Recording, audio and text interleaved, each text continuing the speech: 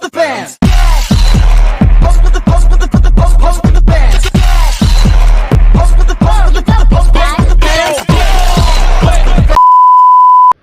Bismillahirrahmanirrahim. Alhamdulillahirabbil alamin wassalatu wassalamu ala asyrafil anbiya'i wal mursalin wa ala alihi washabbihi ajmain. Assalamualaikum warahmatullahi wabarakatuh dan salam satu Malaysia. Okey, baik, kita bersyukur ke atas hadrat ilahi kerana kita dapat bersama-sama berkumpul di dalam Dewan yang Barakah ini bagi menjayakan program kita pada hari ini, iaitu Forum Perdana Hal Ehwal Islam tahun 2023. Okay, baik, tidak lupa juga kepada tetamu kehormat kita, iaitu Profesor Haji Abu Bakar selaku Kaunselor Universiti Islam Malaysia, dan juga tuan-tuan dan puan-puan yang dirahmati Allah, yang tanpa tuan-tuan dan puan-puan kemungkinan kita punya majlis ini tidak akan nampak lebih ceria. Okay, sebelum kita memulakan kita punya perbincangan pada hari ini, izinkan saya memperkenalkan barisan-barisan panel kita yang terletak di bahagian kiri saya. Okay, yang pertama kita ada Dr. Haji Muhammad Asrul Naim bin Haji Dahlan, merupakan pegawai di Jabatan Agama Islam Negeri Johor. Okay, apa khabar tuan? Seterusnya panel yang kedua kita ada Datuk Muhammad Syakif bin Suhaimi. Beliau merupakan pegawai di Jabatan Kehakiman Syariah Negeri Johor. Untuk pengetahuan para penonton yang ada dalam dewan ini, tajuk yang bakal dikupas oleh para panel kita hari ini ialah pemilihan pasangan cerminan rumah tangga. Okay, seperti yang kita tahu, sebenarnya pemilihan pasangan ini bukanlah perkara yang kecil, bukanlah perkara yang boleh dianggap remeh, tetapi perkara ini sangat dititik beratkan dari berbagai aspek. Kerana jika kita mengambil indah perkara ini, ia boleh menjadikan sebuah rumah tangga menjadi tidak harmoni dan boleh membawa kepada penceraian. Jadi saya minta pendapat daripada doktor untuk menguraikan sedikit apa itu pemilihan pasangan dari sudut Islam. Okay, pendapat doktor. Bismillahirrahmanirrahim. Assalamualaikum warahmatullahi wabarakatuh. Alhamdulillahirabbil alamin. Wassalatu wassalamu ala asyrafil anbiya'i wal mursalin wa ala alihi wa sahbihi ajma'in. Pertama sekali bersyukur kita kehadirat Allah SWT dengan izin dan kurniaan daripadanya kita dapat berkumpul di dewan yang mulia ini. Pertama sekali yang berusaha dan yang diraihkan pada hari ini iaitu Profesor Haji Abu Bakar bin Yaakob, merupakan Chancellor Universiti Islam Malaysia, yang mana kita jadikan tempat untuk kita berforum pada hari ini. Seterusnya kepada muslim dan muslimat yang hadir pada hari ini, terima kasih kerana sudi bersama-sama meraihkan forum kita pada hari ini. Untuk menjawab soalan daripada moderator sebentar tadi, saya kemukakan satu hadis daripada Nabi Muhammad SAW, yang mana baginda bersabda merujuk kepada wanita itu dinikahi oleh 4 perkara. Yang pertama sekali Nabi letakkan ciri-ciri dalam hadis tersebut. Yang pertamanya 5 liha, yang ini hartanya. Seorang lelaki itu memilih pasangan perempuan dia melalui hartanya. Ini kerana hikmah daripada kita memilih harta ini, supaya sepanjang kita hidup berumah tangga nanti, kita akan memerlukan harta yang banyak. Memanglah orang kata segala-galanya, orang kata duit bukan segala-galanya, tetapi segala-galanya memerlukan duit. Untuk zaman sekarang ni kita perlukan, bukan kata kehidupan untuk dalam pernikahan itu sendiri. Sebelum kita nak menikah itu sendiri pun kita dah perlukan banyak duit sebenarnya. So jadinya sebabkan itulah Nabi menyarankan supaya harta ini menjadi salah satu ciri lah. Dan yang keduanya Nabi meletakkan lihasabiha, yang ini Nabi meletakkan keturunannya. Untuk kita memilih pasangan perempuan ini, bagi lelaki kita nak pilih pasangan perempuan, kita perlukan latar belakang keturunan perempuan itu sendiri adalah keturunan yang baik. Sebab apa kita katakan macam tu? Kerana perempuan ini dia dididik. Perempuan yang kita akan kahwin sebentar lagi, yang akan duduk dengan kita sepanjang bertahun-tahun, sepanjang kehidupan kita, perempuan ini seharusnya dididik, semestinya dia dididik oleh keluarga dia. Jadi keluarga dia itulah salah satu tulang belakang ataupun perkara yang mencorakkan dia, adakah dia ni ke arah baik ataupun ke arah yang tidak baik. Jadi kita boleh tahulah perangai perempuan ini sendiri, kita boleh tahu adakah dia baik ataupun tidak baik adalah melalui kita lihat keturunan dia sebenarnya. Jadi yang ketiganya Nabi meletakkan kecantikan, yang ini ataupun bahasa Arabnya lijamaiha. Nabi meletakkan kecantikan. Sebab apa Nabi meletakkan kecantikan itu sendiri? Kerana perempuan yang akan kita nikahi sebentar lagi, dia akan hidup dengan kita sepanjang tahun, sepanjang akhir hayat kita. Jadinya seharian kita ni kita akan melihat rupa pasangan kita itu sendiri. Kalau rupa pasangan itu sendiri adalah yang tidak cantik pada pandangan kita, sudah seharusnya kita akan cepat bosan. Betul, kita tengok benda-benda yang cantik, kita akan kekal setia dengan dia. Tapi bila kita tengok benda-benda yang tak cantik, mula-mula je lah kita rasa macam berminat dengan dia, tapi lama-lama kita rasa bosan sebab dia tak cantik. Macam tu lah. Untuk yang ketiga. Untuk yang keempatnya, Nabi memilih agama sebagai ciri-ciri. Kenapa agama? Agama ni adalah yang penting lah sebenarnya. Dan antara empat-empat ni, agama itu adalah yang paling penting. Kenapa agama ini dititik beratkan dalam hadis Nabi?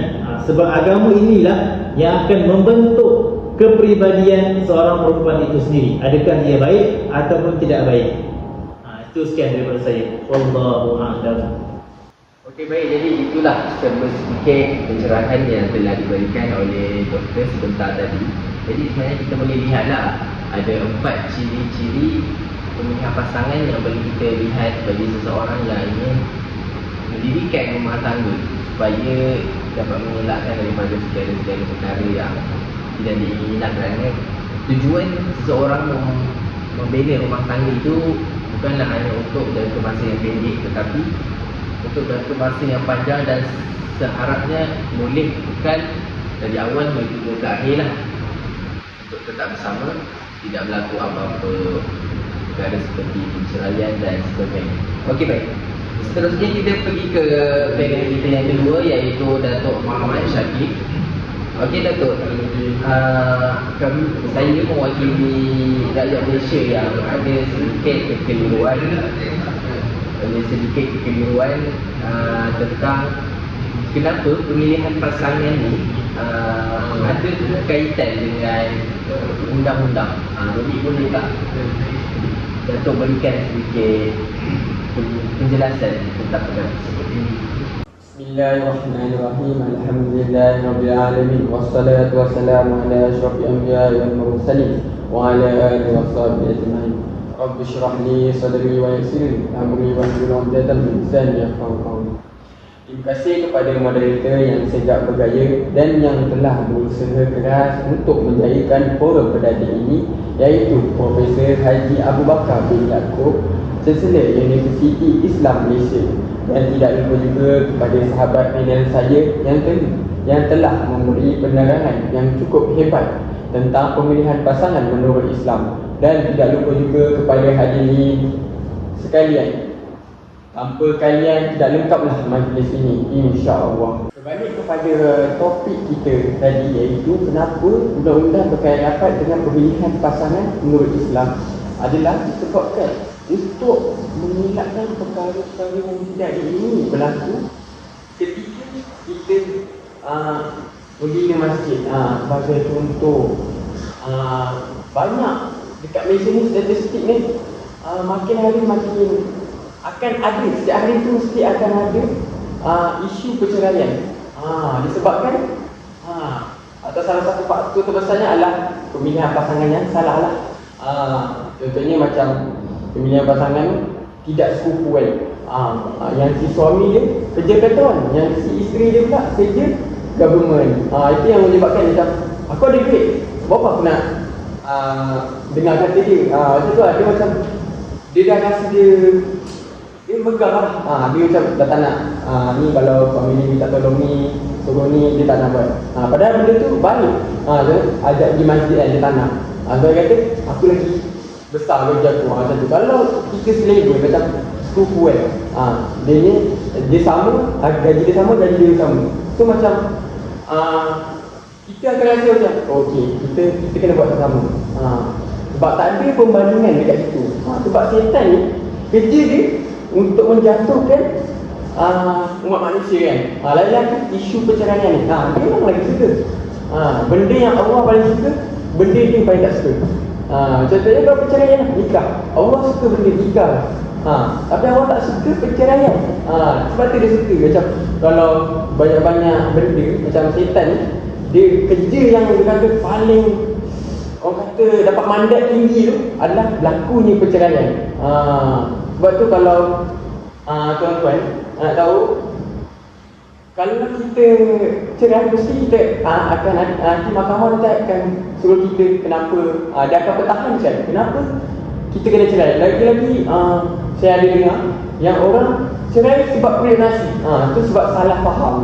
Salah faham kan. Kita kalau dengar perceraian ni memang banyak lah. Sebab salah faham, sebab pihak ketiga kan. Baru-baru ni dekat media sosial banyak. Lagi-lagi ni semua kat hujung jari. Dekat media sosial kita tahu sesuatu, dekat media sosial kita buat sesuatu. Sama ada baik ataupun jahat. Sebab itulah kita ni kenalah pandai pilih pasangan. Kalau dalam bab poligami pun sama. Dalam bab poligami sebenarnya kalau kita tidak minta persetujuan mahkamah, kita boleh didenda sebanyak 1,000 ke bawah. 1,000 ke bawah ataupun penjara 6 bulan. Itulah kalau korang nak tahu kenapa dan apa dekat undang-undang itu. Subhanallah, begitu banyak pujian yang saya perolehi daripada panel kita pada hari ini. Sediakan semua tidak ada yang okey pembacaan ini. Jadi itulah sedikit sebanyak penjelasan yang telah diberikan oleh Datuk sebentar tadi tentang penglibatan undang-undang berkait dengan tajuk kita pada hari ini, iaitu pemilihan pasangan cerminan rumah tangga. Jadi kita boleh lihatlah di situ betapa pentingnya sebenarnya pemilihan ini daripada sudut agama dan juga dari sudut undang-undang. Sebenarnya perkara ini adalah perkara yang berkait rapat yang tidak boleh dipandang remeh oleh orang lain. Okey, sekarang kita ada penonton setia daripada luar negara, iaitu daripada negara Dubai. Beliau dikenali sebagai Datuk Hadi yang ingin bertanyakan soalan kepada panel kita. Okey, silakan Datuk. Sebentar tadi telah dijelaskan oleh doktor tentang 4 ciri dan panduan lelaki untuk memilih pasangan wanita. Tetapi bagaimana pula dengan ciri wanita untuk memilih pasangan suami mereka? Terima kasih kepada saudara Hadi yang bertanya jawab daripada Dubai sebentar tadi. Untuk menjawab soalan ini, saya kemukakan satu hadis daripada Nabi Muhammad SAW, yang mana hadis ini sebenarnya adalah nasihat kepada para wali untuk memilih bakal menantunya. Jadi saya kemukakan hadis Nabi Muhammad SAW yang bermaksud, apabila datang kepada kamu seorang lelaki yang kau puas hati dengan agama dan kelakuannya, yakni akhlaknya, maka kahwinkanlah dia dengan anak perempuanmu. Jika tidak kamu lakukannya, akan berlakulah fitnah di atas muka bumi dan kerosakan yang berpanjangan. Jadinya daripada hadis tersebut kita boleh simpulkan bahawa Nabi Muhammad SAW ini menyarankan supaya seorang wali itu memilih 2 ciri-ciri daripada seorang lelaki untuk dia jadikan lelaki tersebut sebagai menantunya. Yang pertamanya adalah agama. Seperti kalau kita perasan, agama ini juga Nabi sarankan lelaki untuk memilih perempuan dan juga perempuan untuk memilih lelaki. So untuk memilih kedua-dua belah pihak ini, Nabi mencadangkan agama sebagai ciri utama. Kenapa begitu? Seperti yang saya cakap pada awal penyampaian forum saya sebentar tadi, saya ceritakan kenapa agama ini adalah penting. Sebab agama inilah yang akan menentukan bagaimana sikap seseorang itu, bagaimana cara dia hidup dengan sehariannya. Sebab orang itu sendiri akan hidup dengan kita seharian. Macam saya cakap, orang ini, pasangan kita ini, sama ada lelaki ataupun perempuan, sama ada suami ataupun isteri, pasangan kita ini akan hidup dengan kita sepanjang hayat. Jadinya agama inilah yang akan membentuk kepribadian beliau, pasangan kita ini, sepanjang kita berada dengan dia. Maka agama inilah yang akan membentuk bagaimana kepribadian dia. Jadi yang keduanya, dalam hadis ini Nabi meletakkan akhlak. Nabi meletakkan akhlak sebagai ciri yang kedua untuk seorang wali itu memilih calon menantu untuk anak perempuan dia. Kenapa akhlak? Kerana dengan akhlak inilah kepribadian yang lelaki itu tunjukkan adalah satu kepribadian yang akan tertanam secara semula jadi kepada anak-anak yang lahir nanti, iaitu cucu-cucu kepada wali tersebutlah. Jadinya daripada anak-anak ini dia akan lahir dan orang yang pertama yang dia akan jumpa adalah ayah dia. Jadinya daripada kepribadian ayah dia itu sendirilah akan membentuk perangai dia. Jadinya daripada hadis Nabi tadi, Nabi mengatakan jika kamu tidak melakukan perkara itu, akan berlakulah fitnah di atas muka bumi dan kerosakan yang berpanjangan. Sebab apa Nabi kata macam tu? Sebab anak-anak kita ini ataupun cucu-cucu kepada wali tadi itu yang akan menjadi pemimpin kepada negara kita suatu hari nanti, yang akan membetulkan agama kita suatu hari nanti, khususnya di Malaysia. Jadi sebab itulah Nabi menggariskan dua perkara ini, yang ini cara untuk seseorang wali itu memilih calon menantu dia, maksudnya calon suami untuk isteri dia, calon suami untuk anak dia, anak perempuan dia. Dua perkara tadilah, iaitu agama dan juga akhlaknya. Wallahu a'lam. Okey, kita beralih kepada penonton kita yang kedua, juga daripada luar negara, yang merupakan seorang pelajar dari Universiti Al-Azhar Mesir. Okey, silakan saudara untuk bertanyakan soalan. Jatuh ada menyebut sesungguhnya kesalahan memilih pasangan menjadi salah satu punca berlakunya perceraian. Persoalannya, adakah dengan memandang fizik atau rupa menjadi salah satu utama berlakunya perceraian di kalangan golongan muda? Terima kasih kepada Encik Iqbal yang telah mengajukan soalan yang jauh datang dari negara orang, dan harapnya dapat pulang dengan segulung ijazah ke tanah air. Sebenarnya, kesalahan pemilihan rupa ni, tuan-tuan, bukanlah satu-satunya punca penceraian. Buktinya, perceraian yang kita sering dengar, kita sering lihat adalah disebabkan akhlak, isu akhlak. Yang buktinya yang si isteri ni tidak dengar kata suami. Suaminya suruh benda-benda baik lah, yang benda-benda baik. Kalau benda yang jahat, yang mencegah Islam tu tak apa, itu dibolehkan untuk kita tak dengar kan. Contohnya dia suruh buka tudung, tak payah keluar, itu tak apa. Ni kalau macam pergi masjid ke, suruh basuh baju je kan. Saya tahu yang apa ni, basuh baju ni adalah tanggungjawab si lelaki kan. Tapi kita ni rumah tangga, patutnya kita kena faham lah sama-sama. Tak adalah macam dua-dua terbeban. Okey. Lepas tu disebabkan punca cerainya disebabkan biadab kan, kurang ajar kan, tak nak layan. Tu lah disebabkan tak dapat apa yang diinginkan. Macam perempuan ni dia tak dapat beg Gucci kan. Beg Gucci tu dah, yelah sekarang ni kalau dulu pun harga dia sikit darah kan, sekarang dia lagi lah. Na'udzubillah harga dia. Tu si suami dia pula dia kerja petrol dia. Tu yang macam apa? Macam tak boleh lah. Kita kena nak minta pun berbada-bada. Dapat Gucci bag pun okey kan. Dia macam boleh lah. Kita ukur baju badan sendiri. Kena balance. Tu lah sebabkan perceraian. Kalau rupa ni biasanya kita lihat dekat zaman sekolah je. Sekarang ni kita tengok budak-budak ni semua ada yang dah pandai bercinta kan. Ya Allah. Sebab ikut drama Melayu lah. Drama Melayu kita sering tengok ni. Ni lah sebab punca faktor utama yang budak-budak ni tengok yang kita tengok sekarang ni. Sebab tu dia orang ikut, dia orang buat. Sebab apa? Dia orang tengok cerita Korea, cerita yang dia orang kata favorite lah, macam aku kena ikut dia. Dia macam tu lah, dia macam jadi idola. Macam cerita Korea tu Contohnya yang lelaki dia tu watak utama dia bad boy, tapi yang penting handsome.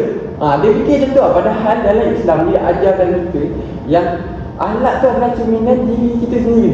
Maksudnya kita kena pandai lah. Macam takkan lah kalau luar tu busuk, takkan dalam tu busuk. Macam tu lah. Dia mesti kena sama. Kalau dalam tu baik, luar tu pun baik. Mesti akan baik. Dia takkan istilah luar jahat dalam baik. Tak ada dalam istilah itu, tuan-tuan. Melainkan dia dah dapat hidayah. Dapat hidayah. Tu hidayah tu total jadi baik. Tak ada yang sebab tu pahala dengan dosa ni tak boleh bercampur. Dia macam air dengan pasir. Dia tak akan larut. Macam tu. Okay. Saya harap apa yang saya sampaikan ni dapatlah menjawab ke semua soalan yang terbuku di hati tuan-tuan. Lebih-lebih lagi pada yang bertanya saya, iaitu Encik Iqbal. Okay, sekian. Terima kasih. Terima kasih diucapkan kepada kedua-dua panel kita yang telah menjawab soalan sebentar tadi dengan jawapan yang ringkas dan padat. Okay, sebelum kita mengakhiri program kita pada hari ini, saya ingin meminta kepada Dr. Asril Naim dan juga Datuk Muhammad Syakif untuk memberikan sedikit kesimpulan tentang topik kita pada hari ini. Yang kini persilakan.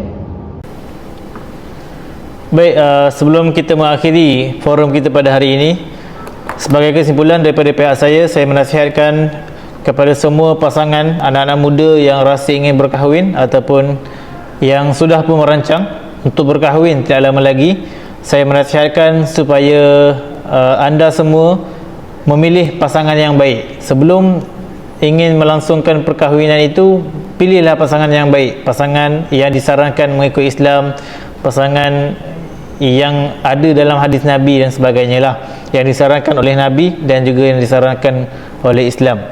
Maka akhir kata, kalau kita tidak ditakdirkan lahir dari keluarga orang-orang baik ataupun orang-orang yang soleh, maka pastikan orang-orang yang soleh dan orang-orang yang baik itu lahir dari keluarga kita. Wallahu a'lam. Hasil dari perbincangan kita bersama tadi, apa yang boleh saya simpulkan adalah kita sebelum nak kahwin ni kita perlu ada persediaan yang matang, agar kita tak agar benda yang kita dah bina tu yang bertahun-tahun tak terlerai dengan cepat. Macam tu juga yang telah kahwin sekarang ni kan, harap kalau ada masalah tu cepat-cepatlah disettlekan, cepat-cepat selesaikan masalah tu agar benda ni tak berlarutan, cepat-cepat mengalah, agar benda tu tak jadi isu jalan keluar dengan penceraian. Okey, saya harap semua bolehlah ambil input-input yang kami telah bincangkan tadi, agar tak dapat sikit, dapatlah sikit. Kalau tak dapat banyak, dapatlah sikit. Okey, dapat satu, share. Okey. Dan itulah kesimpulan yang telah dibuat oleh para panel kita pada hari ini. Maka berakhirlah program kita pada hari ini. Sebelum itu, izinkan saya menyampaikan beberapa rangkapan tu. Tenang-tenang air di kali tempat mandian putra puteri, sempurna sudah majlis diraih, salah dan silap harap dimaafi. Merdu bertingkah alunan suara, kadang tak sedar tersilap kata, andai terlanjur patah bicara, serendah hati kemaafan dipinta. Saya sudahi majlis kita pada hari ini dengan wabillahi taufiq wal hidayah. Assalamualaikum warahmatullahi wabarakatuh.